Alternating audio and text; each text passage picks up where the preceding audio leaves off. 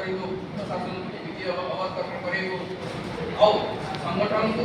हमर संगठन जोटा अछि जोटा ग्रासरूट लेवल रे गाँ ओडिशा बड़ा जंगल तक हम जीवु और समस्त को हमर जो अधिकार अछि हमर आदि भाई बड़ी मानकर जो अधिकार अछि समान देबो शिक्षा के जेମିତି अवगत हेबो तापर हमर जो अधिकार अछि से हम केମିତି जानि पारिबे यदि हम से अधिकार को जानि पारिबो तेबे जाई हम प्रशासन से अधिकार को मान कर पारिबो काहे ना हमें तो आदिवासी जंगल जमीन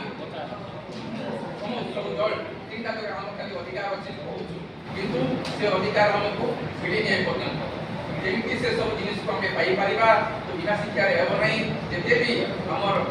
जो संविधान रे बाबा साहब अम्बेडकर संविधान रे भी जो लिखिछंती जोटा हमको मिली से सब को अवगत करी हमको शिक्षा लाभ करी आगे हमें से जिनिस को हमें निश्चित रूप से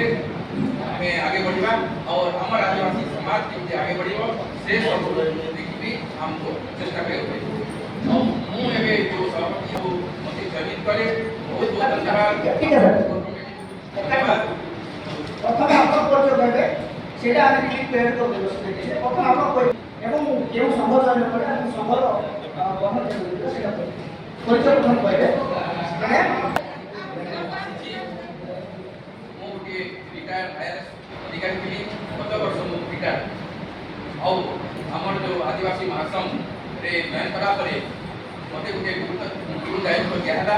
सेटा केମିତି निभाइबी से हिसाब रे मु आपन संगे मिसिकी आगो बढ़ी वर्तमान दादा डॉक्टर वर्ष आदिवासी महासंघ और आदिवासी महासंघ ओडिशा कोन से विषय संक्षिप्त कहबे आदिवासी महासंघ ओडिशा तार गुटे शाखा जोटा हमर दक्षिण ओडिशा आदिवासी महासंघ 8टा जो जिला वो आज के हमर मां बनी जेते हमर पत्नी